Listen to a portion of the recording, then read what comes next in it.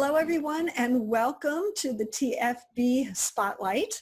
This is where we do interviews of bookkeepers and those who support us in the bookkeeping profession. And today, my guest is Jock Wols of RiskDesk, and I'm excited to have him here. It's a little bit different than many of our interviews that we've done in the past of bookkeepers or accountants, but this one is really important, especially this month, because we're focusing in on cybersecurity and protecting both ourselves and our clients as we work through the internet, because this is something that we need to be paying attention, and it reveals a lot of opportunities as well for everyone concerned, really. And so with that, I'd like to introduce to you Jock Wols. He's, as I said, the founder and CEO of RiskDesk, and that's a specialized insurance broker focused on professional service firms, which is what we would fall under. And they advise their clients through the insurance purchasing process, but it's a little different because they really want to help us. It's based on providing us with the value and long-term relationships so that we can get the protection we need and in turn protect our clients. So with that, welcome, Jock. So glad to have you with us. Thanks very much, Gabrielle. I appreciate being on the show today. And you forgot to mention that I'm a huge insurance nerd. So that's I think that should fall under my my resume. So it's somewhere in there. So hopefully I can provide some insights and some value to the viewers today. And excited to be on board here. Excellent. And I also should mention how Jock and I met. We've met virtually. We haven't yet met in person, but I know that that's going to happen at some point.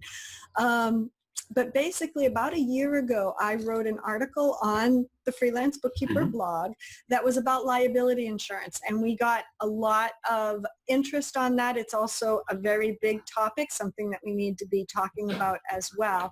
And Jock has a background in working with accountants in the insurance field, so he responded and reached out to me, and we've started a conversation since then surrounding the needs of accountants and bookkeepers when it comes to protecting us and our clients. And so I'm excited now with what's been going on, what Jock's been working on specifically surrounding insurance for us. And so Jock, why don't I turn it over to you and ask, like, how is it that you got involved in working with accountants and becoming an insurance nerd? Yeah, so I've had, after I graduated from university in 2004, I moved over to London to work for a large insurance company, and immediately was placed in a group that that provided professional liability insurance for professional service firms, accountants, lawyers, architects, engineers. And then as my career progressed, I relocated to New York in 2008. To work for the company here in the US. My career continued to progress, and my core focus in terms of the customer profile ended up being on the lawyers and accountants side. So I ended up managing a portfolio of the lawyers and accountants portfolio. I had about 10 underwriters who worked for me. And so through the past, I guess, what would it be, like 12, 13, 14 years, I've developed a pretty deep understanding and experience on the accountant side. And really what we did was we looked at the whole segments of the very large and complicated type of risk, middle market type of risk, and then the smaller, more transactional type of risk. And over time, as I kind of think about how insurance is transacted and processed, it can be a pretty daunting, annoying, cumbersome kind of process. So that's, and especially for the smaller guys, for the more transactional risk, and freelancers, really part-timers, independent contractors, that really resonated with me, which made me shift my attention towards that segment. The group that I managed, in general terms, kind of process the complex and the transactional business in a pretty similar kind of manner.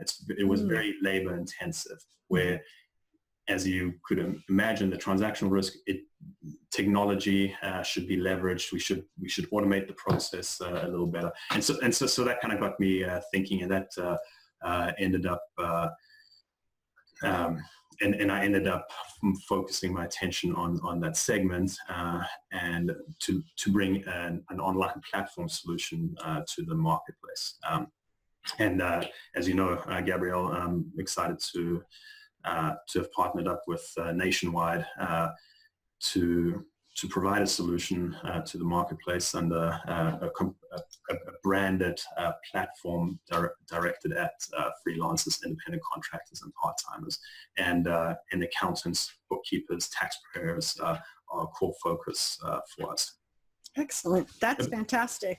And of course, because we've been speaking as you've been working on this project, I'm excited about it. So I think there's good things ahead for all of us, really. But since you have this deeper knowledge and experience in working with accountants and bookkeepers, especially those who are on the freelancers, the smaller firms, what kind of vulnerabilities have you seen that we should consider? And it could be with why don't we start with the liability insurance, because cyber security is actually a new thing, or newer in the insurance world.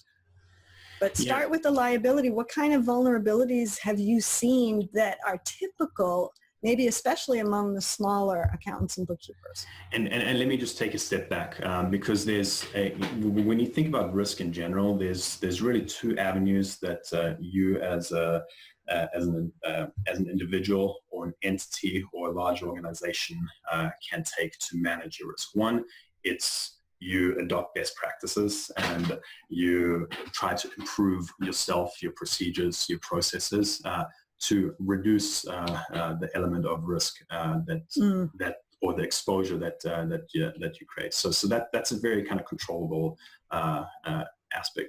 The second part is sort of the transfer of risk, and in simple terms, that's buying an insurance policy and offsetting that exposure to another party.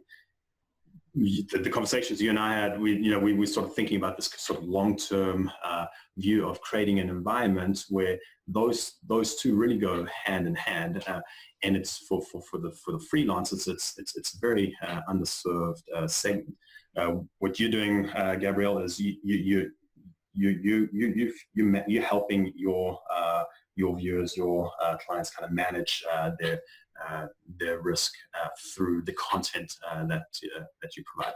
What I'm trying to do is I'm trying to help them transfer their risk, but really those two should go hand in hand. Yes. So when I think about accounting professionals, I mean, you have to think about the profession itself, and accountants are bookkeepers and tax preparers. That you operate in a very high pressure environment. You've got clients that are demanding, that have certain expectations, that interpret your words or your communication in a certain manner, that may or may not see eye to eye with you, or they may just they require you to perform your duties as best as you can, and beyond that, you also providing services that can impact finances, financials, values, all kinds of where there's some kind of metric behind that, where it could have a financial impact on any error or issue that kind of comes up. I sort of see those, and as you sort of service your clients, mistakes happen. It's a fact. No one goes into an engagement or tries to win a client or conduct the services with a mind that's like, well, I'm going to mess up this this tax return. I mean, you always try to do best, but because of the environment, because of client expectations, things do happen. So that's really the first thing. the client base itself is something that creates vulnerabilities for the professional. And then sort of the third bucket is the nature of the services that you provide. In my mind, that's all that can be controllable to reduce the risk and the exposure that you create, or that you pose through what you're providing. There's also very uncontrollable factors. And in simple terms, the litigious environment of the US, it continues to evolve. Its insurance is almost an expectation by your clients that if something does go wrong, that you and they are protected in the event of a lawsuit. And there's sort of this notion of kind of deep pockets. Okay, well, if I'm engaged with a couple different service providers, the accountants tend to have deeper pockets. So they will, you've by the virtue of your profession, you immediately have a target on your back. Yeah. And of course, the thing is that if a bookkeeper, which is primarily who follow me, they figure, well, I'm not an accountant, so I don't need to have the professional liability insurance or errors and omissions. And that's probably a good question to go. Is there a difference between those two? Yes. Yeah. So profession, and you can add another term in there, malpractice insurance. It's professional liability, errors and omissions, malpractice insurance. Those terms tend to be used interchangeably. There's no real difference amongst them. It's really dependent on. It tends to be profession driven, and really what that insurance does, it protects you or your business in the event of claims made against you by one of your clients for services, lack of services, or negligent services that you've rendered. Yeah, and often what I've heard is, especially bookkeepers, again, is that they think, well, I don't really have to do, I'm an excellent bookkeeper. I make sure everything is done right. I document everything. I don't really need insurance. If anybody makes a claim against me, it's going to be groundless. Yeah, it's and I will admit, in my experience, the bookkeeper class has been it's a more favorable class compared to CPAs, for example. So the claims frequency certainly has been less in my experience. The severity also has been less. But you're also dealing. But that doesn't mean claims don't happen. And those, like I said, those mistakes, they can happen, and no one intentionally tries to create a mistake.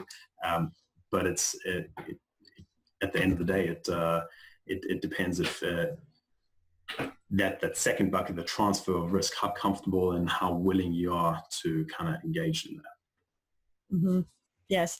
And I would also think something that when I was first, many years ago now, looking into getting E&O, as usually I hear most of us talk about it as errors and omissions, is that it's not so much, you could be the best bookkeeper on the planet or even the best accountant on the planet, although I agree, I think that the accountants have more of a target on their back, is that you could be perfect, but if the client is looking for somebody to blame, they may be taking action against you. You still have to defend yourself. You might have done nothing wrong, but are you willing to pay for the lawyer's fees to be able to protect yourself, to prove that you're blameless?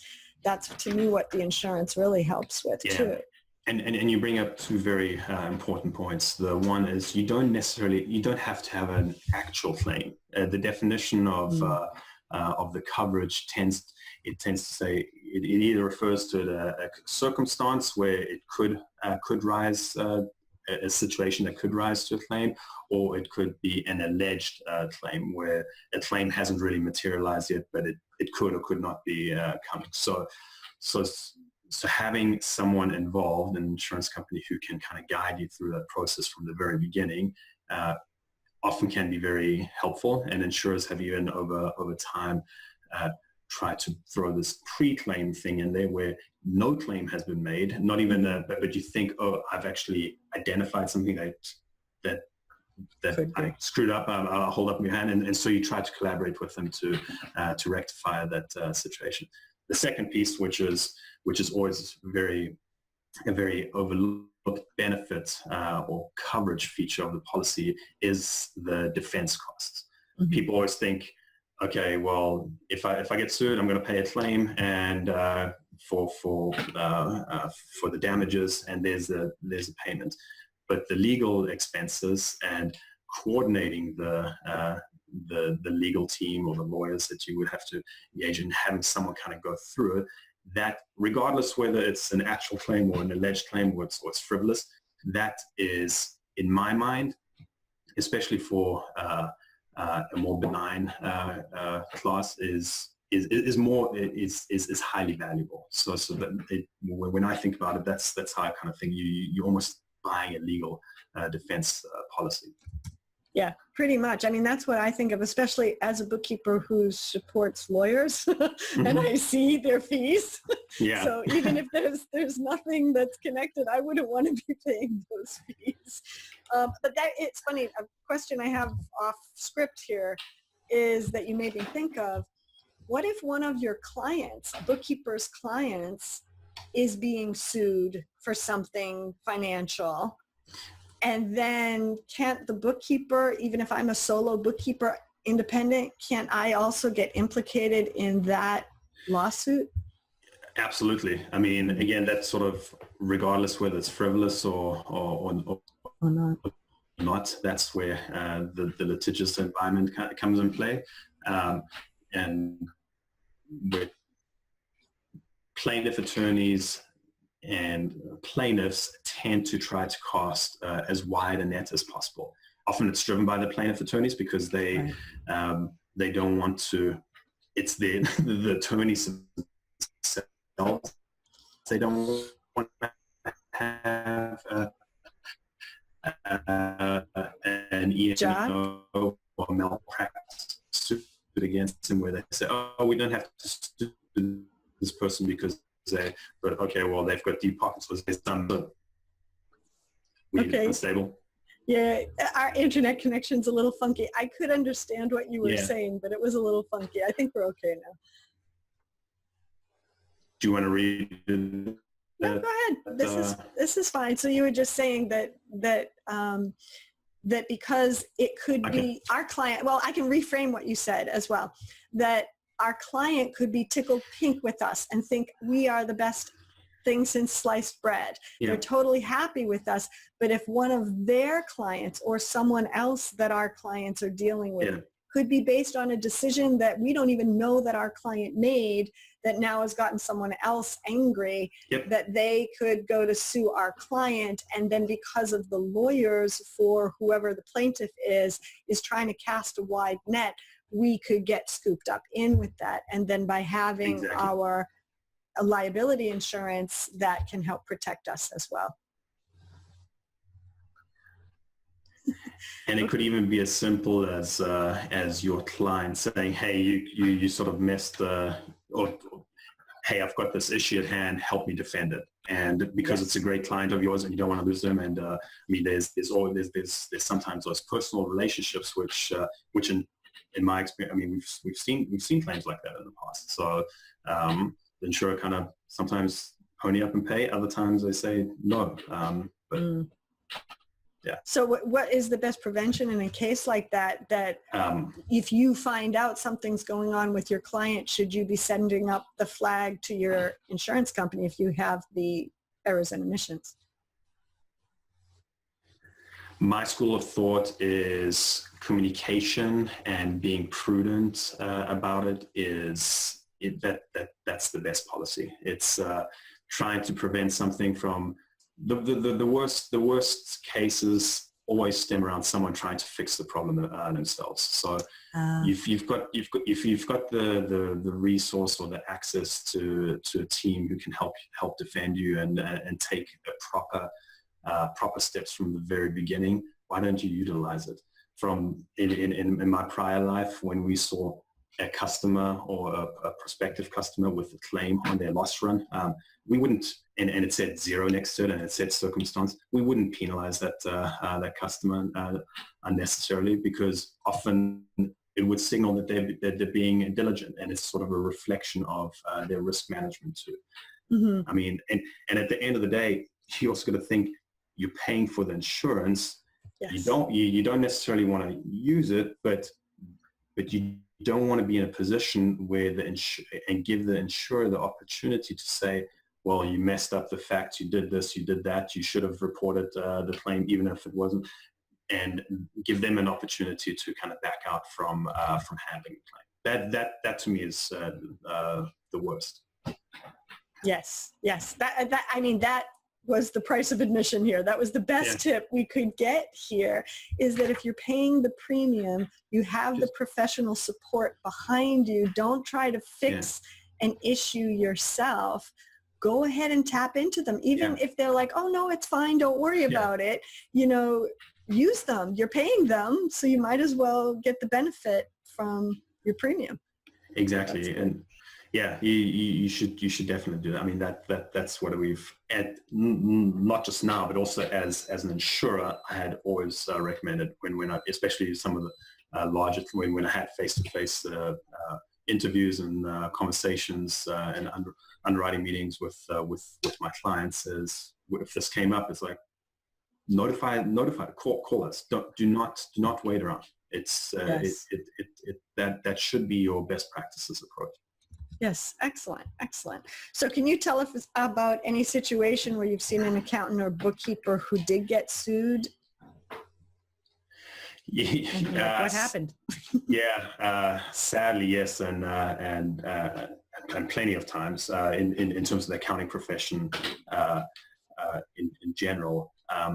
There's to me the claims or the scenarios which were the most frustrating were the ones where there was a frivolous claim and there was nothing of substance behind it, or if there was a fraud related where the bookkeeper was providing services to the client. The client was engaged in a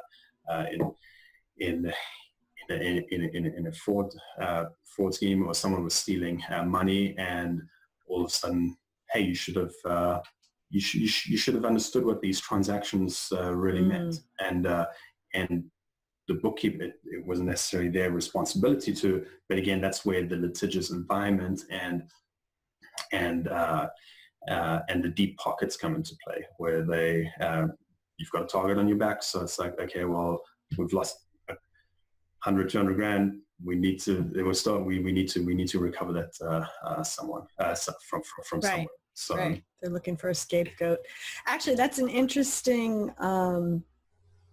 thought, because it shows why we should not work with clients if they're doing anything that we think is shady, and get out of. For many freelance bookkeepers, we tend to take on this role and mindset like an employee. Well, it's their business, it's their responsibility. You could get sucked in. If you know your client's doing something that they shouldn't be doing, you've got to let them know. And if they get aggravated and say, hey, it's my business, that might be a good reason to fire that client. But it also reminds me, in my own engagement letter, it's something that we put in the engagement letter, is that our services are not designed to find fraud in the books. However, if we find something that looks like it could be fraudulent, we will alert you right away. So it's one of those things that you have the responsibility to blow the whistle if something's not right. So two things. Things about the client is what we talked about earlier, is what can you control? And that is absolutely what you can control. If you're not comfortable with the client, and there's always situations where someone, you get backed into a corner, or it's an important client. So there's a conflict can come up like in any industry. But it is something that you can control. So if your gut it doesn't smell right, you should probably step away and let someone else have those take care of those problems.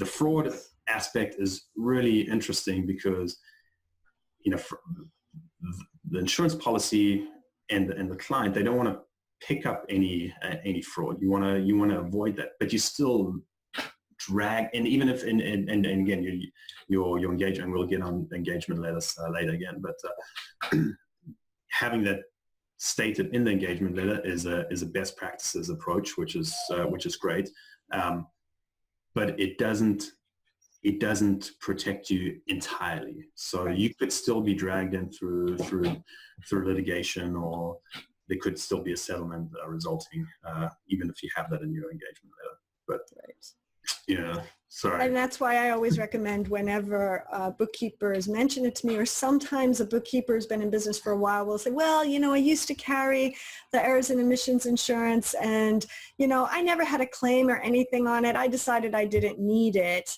and they dropped it. And I've been one to say, you should carry it. You should always carry it, because you never know when it's going to happen. You can't foresee. The past doesn't equal the future. And an important part of these policies is these are what's called claims-made policies. So when you buy the insurance policy and it's on an annual basis, any claims that you make during the policy period will be notified to the insurer, and then those claims attached to that policy year. If you decide to, if you decide to non-renew or not to buy the insurance policy anymore, regardless, if you don't have the coverage, you cannot make a claim against the policy, even if the claim stemmed from the period that you had an active policy. If the claim is made 3 years later, you can't go back and say, well, I provided the services in 2018, the 2018 policy should respond to that. Times run out. So those policies, once they expire and you haven't made a claim during that policy period, you can't go back and try to attach a claim to the policy. So that's just a little understanding how these and all of these E&O, professional liability, malpractice insurance in general work the same. So here's a question for the bookkeeper or accountant who's listening to this, who may not have been carrying insurance up until this point, didn't even realize that it was something they needed to pay attention to. Is this insurance expensive? Well, and I'm not going to say it depends, because it is an intangible product that you hope you never have to use. Right. What I can tell you is that insurers are becoming better at pricing risk. Technology, analytics has enabled them to more accurately determine the cost of the insurance, and it depends on your risk profile. And the amount of money or premium that you pay, you can manage that yourself in a couple different manners. By one, through the deal terms that you want to purchase, i.e. the limit of liability that you want to purchase, right, or the deductible. So the higher the limit, the more expensive it is. The higher the deductible, the lower the premium is. And then ultimately, you just need to weigh the cost of the insurance against the risk and your own kind of risk profile. If you're very risk averse, you tend to buy professional liability insurance. If you're not, I'm not saying that's a reason not to buy it, but you just have to kind of think about the. I hope you're saving a lot of money if you're not. Yeah, I mean, it's you're not talking about situations where you'll have to fork out a couple $100 to kind of get rid of someone who's got a claim. I mean, it's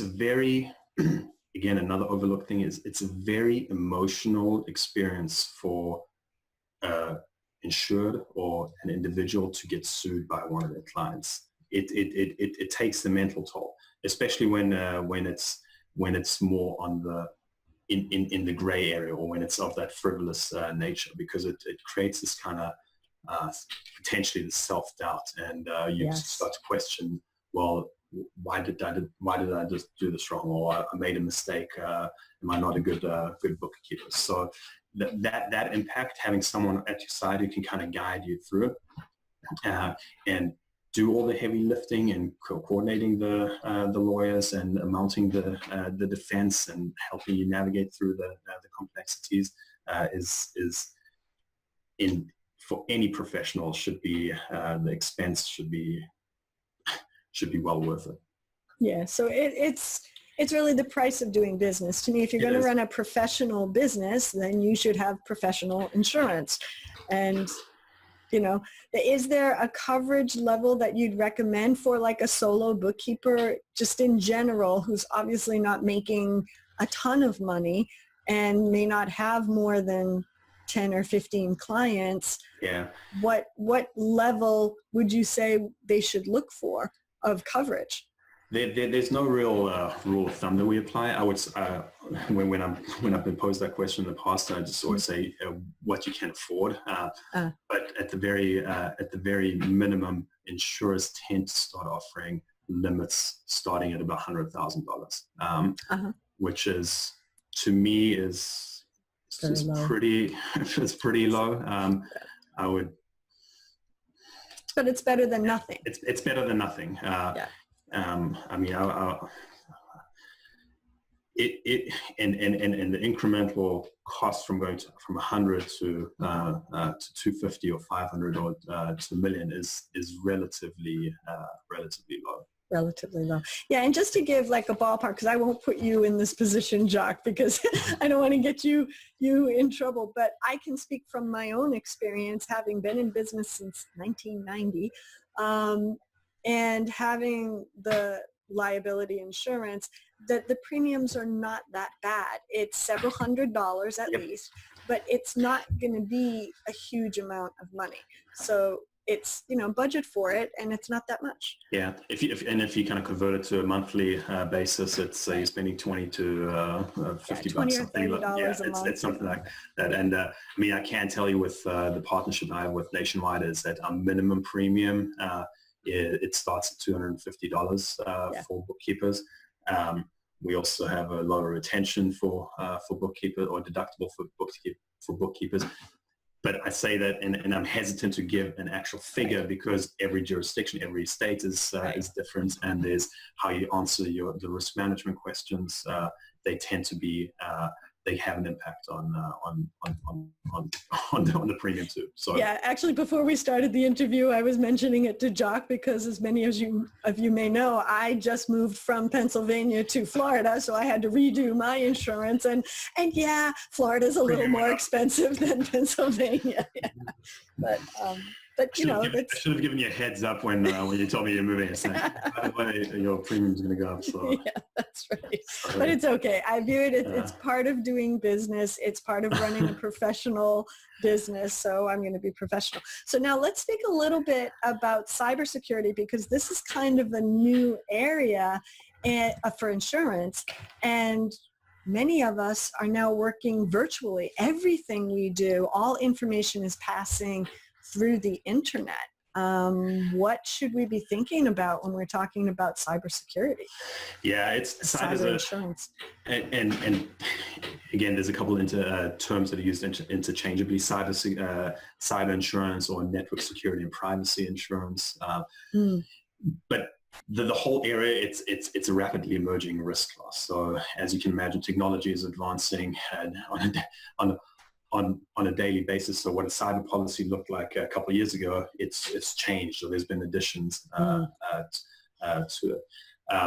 The segue from professional liability to cyber, if you take it that step back, professional errors and omissions basically provides coverage, third-party coverage. So insurance is purchased by an insured, who's the insured being the first party, the insurer being the second party, to kind of protect yourself against claims from a third party, your client, or also someone your client is dealing with. Cyber insurance covers the third party element. the professional, the errors and omissions insurance, and then this is a very gray and evolving area, unless it's specifically excluded on the policy, could cover insurance, cyber or claims stemming from cyber-related incidents, purely through the notion that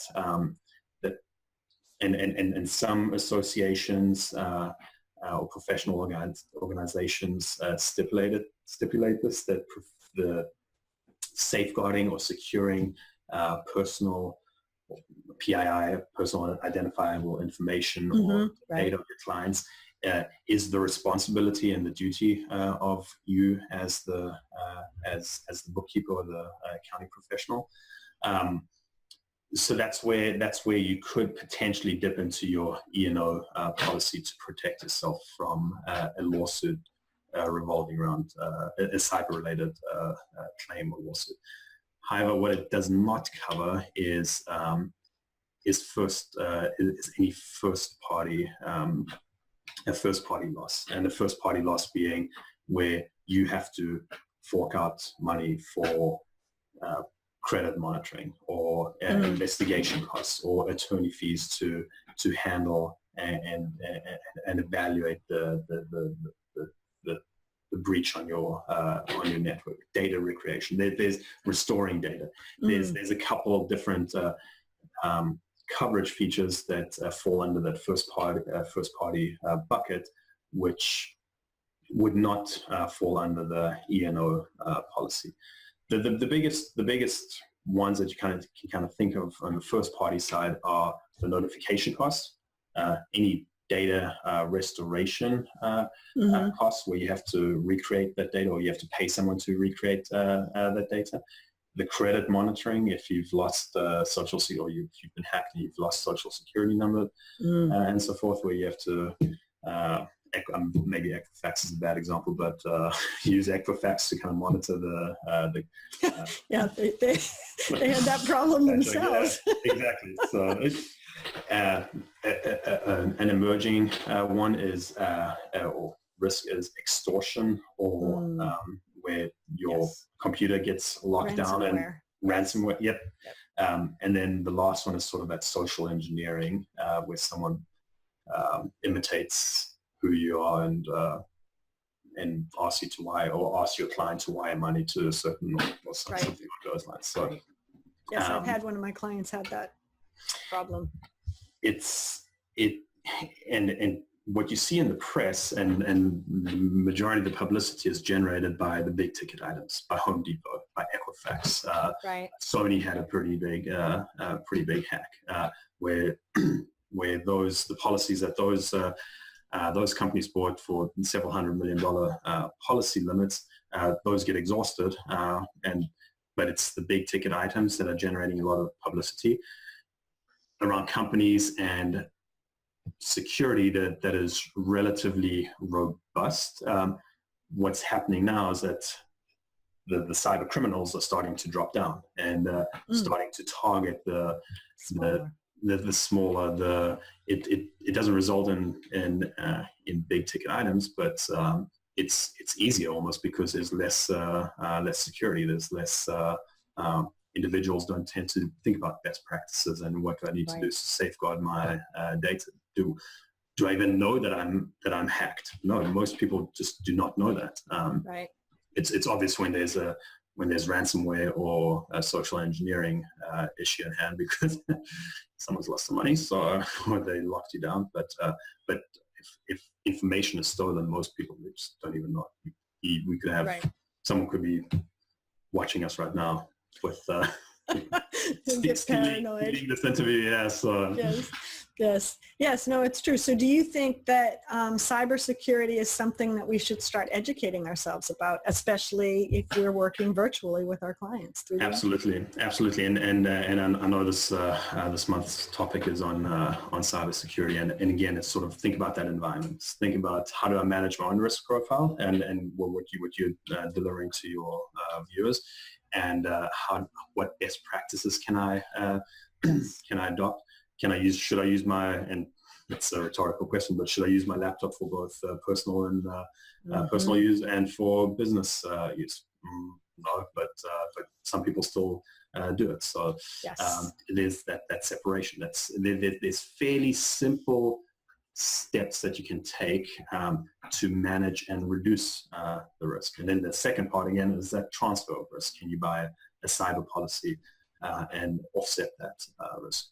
One thing that I would say is because there is, and because it's still an evolving risk class, insurers, they are looking and often can add cyber onto the professional liability policy, and not just the third party exposure, but they try to be they can offer it in the form of a sublimit via an endorsement, saying, okay, well, throw in a 10 grand sublimit if you have any kind of cyber incident, we'll pay it. It's not true coverage in the sense that it's a standalone policy and it would respond in an effective manner. But if the evolution is, hey, let me get the professional liability policy should be, or the E&O policy should be priority, then cyber, that sort of acts as a nice coverage enhancement for the ease of doing business and just kind of throwing it in there.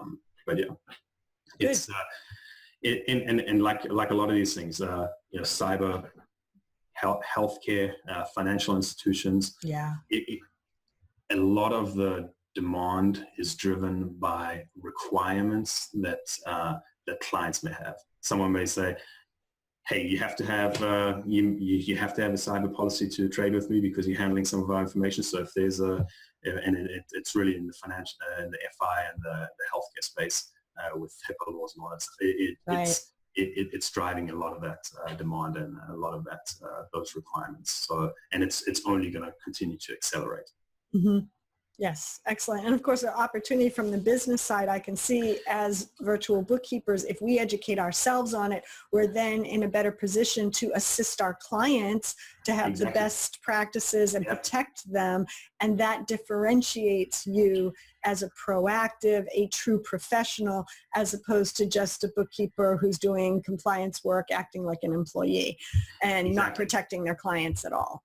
Exactly, and you're sending a signal of credibility and trust your client. Say, hey, yep, I'm handling some of your sensitive information, but you should know I've got an E&O policy in place. I've got cyber coverage in place. That should, in a way, it's not really a marketing tool, but helps them feel secure. But it helps your clients feel secure. Exactly. So right. I would say you'd let them know that, look, I have this, and I'm part of what the services I provide you is we're going to educate you on best practices, so you will be protecting your company as well. Yeah.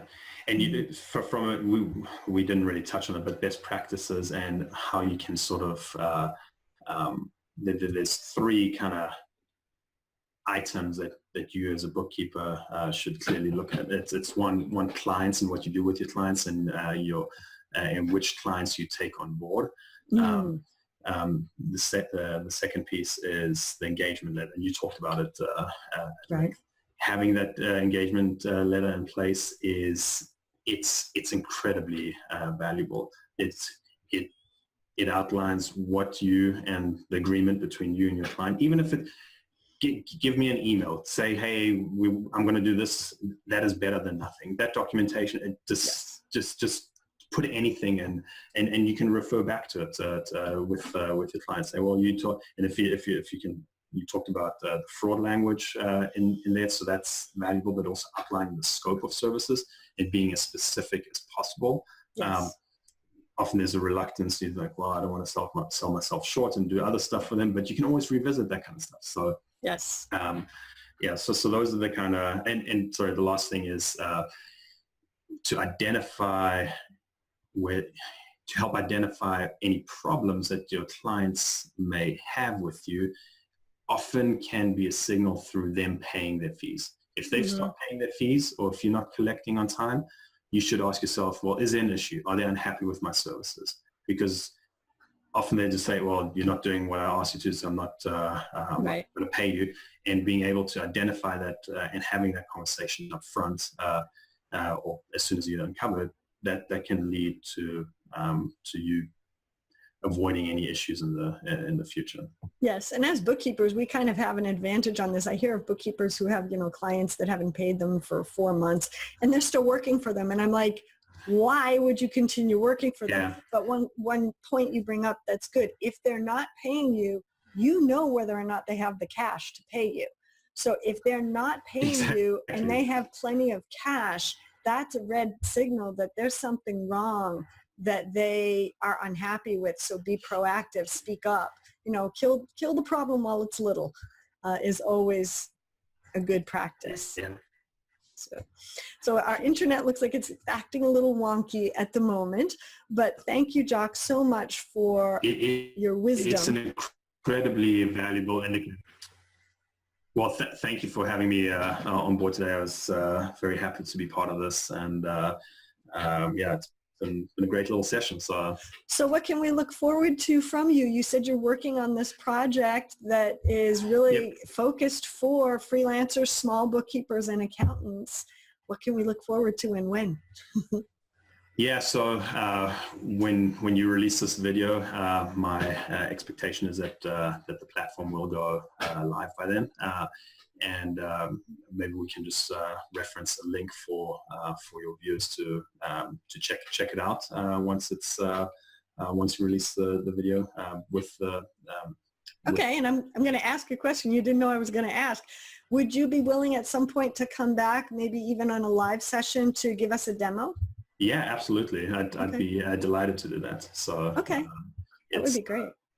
I'm very excited about it. It's we've tried to the key objective that we've tried to achieve is to provide the customer or the prospective customer with the price as quickly as possible, and then with as few questions as possible, still reasonable, that are used for the underwriting process, and then give the customer the ability to make a decision and complete the process, or you can shop around, or you can do whatever, but at least you know what give you that quote as quickly as possible. So, and I would be delighted to demo this the platform. I guess it depends on me when it's ready, but when it's live. But I'd love to come back. So okay. It sounds good. And it sounds like our internet doesn't want to go much longer. So I appreciate you so much. Thank you, Jock. And we will be seeing you again, I hope, soon. Take care. Yeah.